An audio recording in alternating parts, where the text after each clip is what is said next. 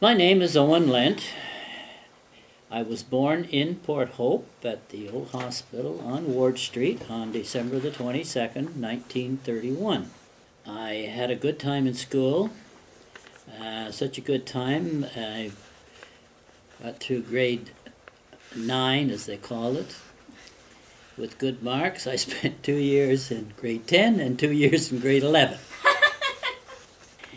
I guess my parents got disgusted with me, so they figured I better go into business.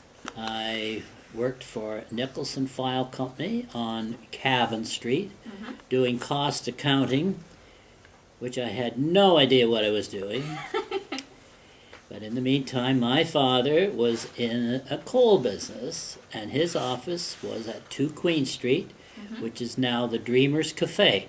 At that time, he wanted to move the office to a more central part of Port Hope and found out that the Canadian National Ticket and Telegraph Office, which is next door to the Bank of Nova Scotia with a railroad running down beside it, that the previous operator, who was named as Frank Dude Hills, was going to be working at the post office. So I decided, yes, I would like to get into that. So I ran the ticket of Canadian National Telegraphs, or the tickets of Canadian National Railways, and the telegraph of CN Telegraph.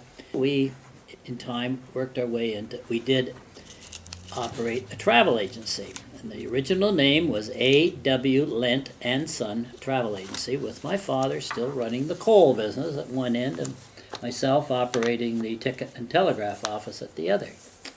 The telegraph business was quite busy in those days. When dignitaries passed through the town, there were the writers of the different papers, the Toronto Telegram in those days, the Globe and Mail, the Toronto Star.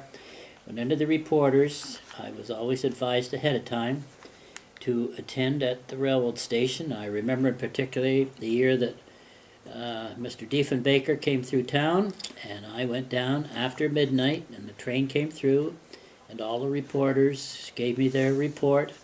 I went back to the office and worked for the rest of the night, teletyping their stories to their various papers. I have been working most of my life. I was born in 1931, and in 39 or 40, I started working at the grocery store at the corner of Ontario Street and Bloomsgrove Avenue for a gentleman by the name of, he went by G.M. Clack, grocer. Well, his name was Jeff Clack. And then he joined the Air Force, and the store closed for a while. Then he reopened it, I don't know what year. And I was his first, no, I was not his first, but he sold it later to Bob Everson, who became a mayor of Port Hope later on. I was Bob Everson's first delivery boy, and I was fairly small, so I delivered in the summertime my bicycle, and in the wintertime on a toboggan. Just after the war, I worked for Giffen's Hardware, which is, it doesn't exist, but it later became Giffen's Hardware, owned by Al White, and then Jim Gilmer took it over and moved it over onto Ontario Street and now up on the Toronto Road. Later on, I worked for George O'Neill's Menswear. I worked for my dad delivering coal all one summer.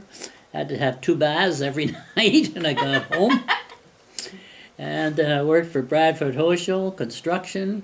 I mixed the mortar for the first brick that was built in the new addition to Dr. Power's school, which of course is now closed and is into condos, I guess. I have worked for quite a few businesses in Port Hope and enjoyed every one of them.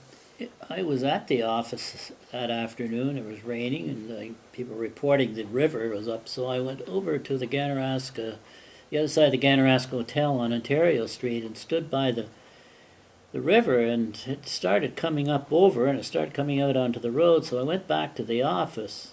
My wife happened to be in Ottawa at that time with our daughters and grandchildren, and my mother and father were in Florida, so I was phoning them, but this was later on. I stayed downtown, and I watched that water rise until it came up over, it took the building out at the corner, next door to where the liquor store is today. It was a Sears office. Yeah. And I saw that disappear, and I saw it coming down, going down Brogden's Lane. I've got all kinds of pictures of that. Coming down the main street, coming out Ontario, and then going down, and there were sandbags. I've got pictures in front of our office. And after the following day, everybody's cellar was flooded. I was very fortunate. I didn't get a drop.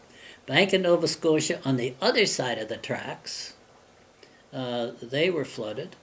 Plumbers were flooded. I still to this day don't know why we didn't get anything. It must have been the sandbags that kept it away.